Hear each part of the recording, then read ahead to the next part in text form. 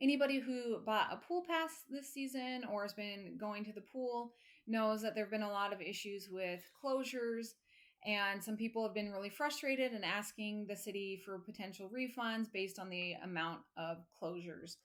There have been families that have come in from out of town to use the pool, or daycares, or kids at home from school for summer break, and they just haven't been able to use it the way they anticipated.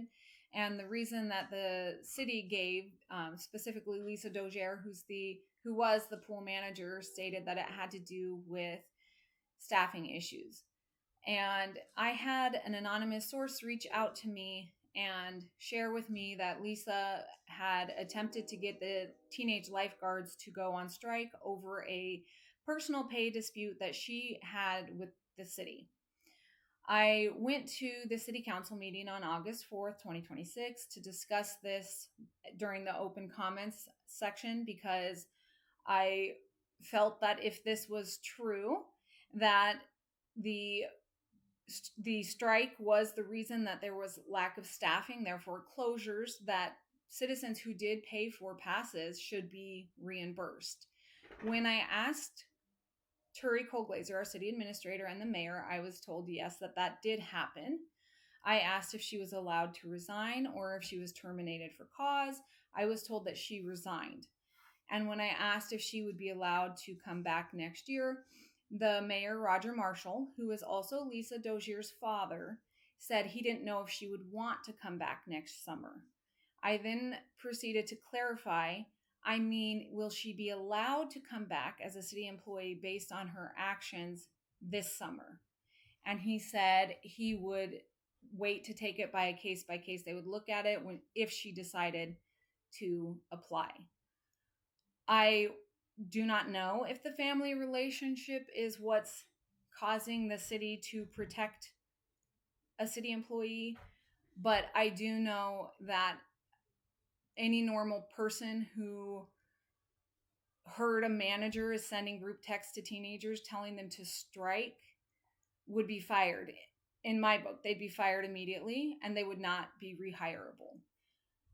I know that the way I think might be very different than how others think, but this is just very indicative of the way that this town works. Further, when the meeting minutes were made for that meeting the next day, the comments that are in there about what I was questioning state, Lori White inquired about rumors from an anonymous source about the pool this year. So it was an anonymous source. It was an allegation that was proven to be true. And there are documents to back these allegations up. Turi and the mayor are both aware of what took place. They both acknowledged it. And they did not actually put in anything meaningful in these meeting minutes that would indicate that we had a city employee manager in charge of teenagers who attempted to use them to strike for her own personal issues, that she resigned, she wasn't terminated, and that she could be coming back next year, and that there's a conflict of interest because she has a family tie, Roger Marshall being the mayor, and those are issues. So I have submitted an open records request to Turi, the city administrator, to get all the documents that are pertaining to this issue, which will include the text messages between Lisa Dozier, who was the manager at the time, and any city employee. Those text messages are city business. Some people don't like that. They get confused. They refuse to give them up.